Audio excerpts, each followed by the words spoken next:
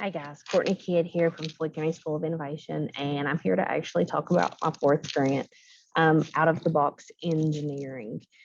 Um, the big thing with this grant, this one was a little unique than some of the ARI grants that I've done in the past and the others that I did this year. This one started out with a very, very specific purpose, and that purpose was to purchase some of this. Okay. My students actually participate in a class that is called Computer Integrated Manufacturing, where they learn how to use a CNC or mill machine. We have been blessed to have a bench mill here at our school, but a lot of times our problem is getting our hands on the consumable materials. This ARI grant was kind of geared by that purpose.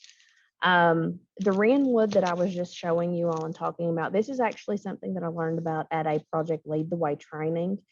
And they talked about this material being something that would benefit the students as they're learning to do basically some cheaper productions on the CNC machine to actually learn the skills. And I actually took the inspiration from a project that I completed during my summer training, where every student was asked to complete like a card box or a trinket box or a jewelry box, whatever you want it to be, regardless, it was an enclosure. What you're seeing there on the right are actually like the pre-designed cutouts. These are ones that the Project Lead the Way curriculum will take the students through first to teach them how to do the G code for the machining. So the purpose was kind of specific, and you'll notice the description for the materials that we purchased is actually pretty slim, but the reason for that is the Wren modeling board that I wanted to use for the students.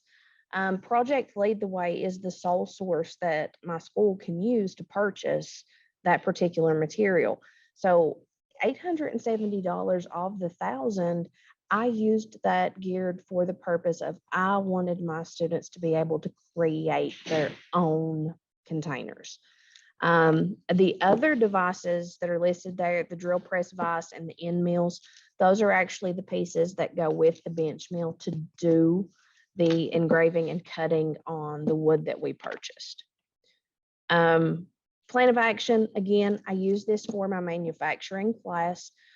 Students would be learning to do the G&M code, the 3D modeling. They'll use the program Inventor to actually run their code. They'll use a CAM program, and then we'll work our way up to like the manual machine operations. What you see here is kind of the lead up or the building for that.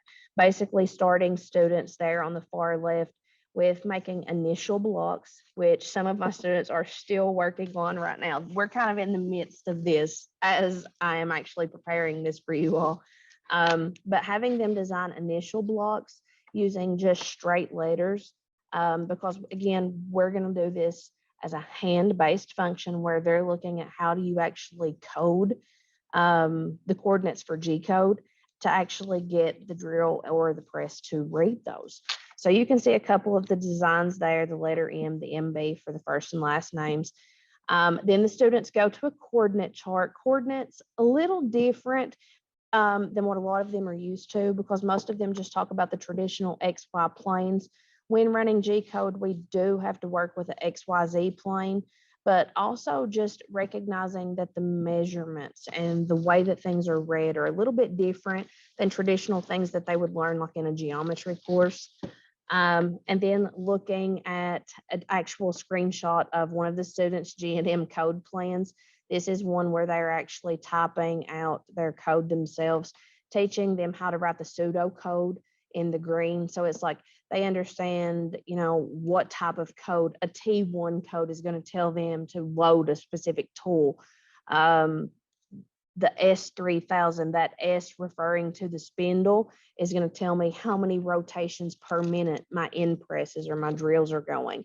So it actually teaches them to match that code to the function that that code is carrying out.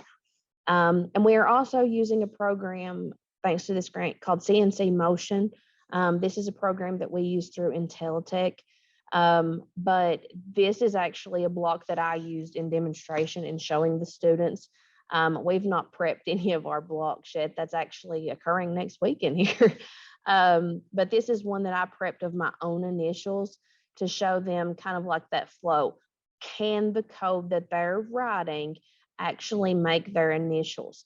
The benefit to this CNC motion is instead of having them waste and run through these blocks, they actually get to see their code in action, like the drill press, the bench mill coming in and doing their engraving based on their code prior to actually popping it in the machine. So it does give them that digital comparison to see if what they're coding actually works. Assessment of learning for this grant, honestly, so far so good, but I will say this one has been a bit slower than I anticipated. And I don't necessarily think it's because the kids aren't grasping what's going on or anything like that. I think it's just we've hit that spring lull, and I know some of you know exactly what I'm talking about, where students are being pulled for trips, they're being pulled for different activities, different presentations, different things that they're involved in, and testing even. It just feels like we're in that awkward spot right now. So we are about 2 to 3 weeks behind where I would like to be on this content. And in all honesty, I am okay with that. Our goal by the end of the year is through this SIM class. Those of you that saw my other presentation where the students were doing the manufacturing with the laser engravers, our culminating project is ideally going to be the students using the CNC bench mill to design a large product that they can then personalize on the laser cutters. So even though we're not as far in this activity as I'd hoped by the time I had to present this to you all, I am confident in saying that it is something we are fully going to be able to finish by the end of the semester. So the students will be able to complete every aspect that I had hoped: the design, the coordinate planning, the coding, and the actual prints. Again, this project, a couple of different aspects that kind of intrigued me. Obviously, I mean, yes, I was linked to the engineering aspect of it, but I really like the autonomy and the choice that these engineering projects are allowing my students to have. And not really to surprise, but it's so much more fun and it's so much more endearing, even to me as a teacher, to see my boys latch on because, hey, they're making something that represents them. Some of them have done baseball artwork. Some of them have already asked me, hey, can we do bats if we can figure out a way to slice that and make it fit in these machines? They like that personal ownership. And that's something that these grants have been able to help me just amazingly fund this year. If you are curious about the container box project, Project Lead the Way, the bench mill that we have, the CNC motion, please reach out. I am an open book when it comes to sharing any tools that I have for my students. And again, especially something that's been so successful so far, it's definitely something that I am hoping that some of you find interesting and may even use in your classes. I do want to thank you for your time. And again, reach out. I'm at the School of Innovation. If you all have any questions, thanks.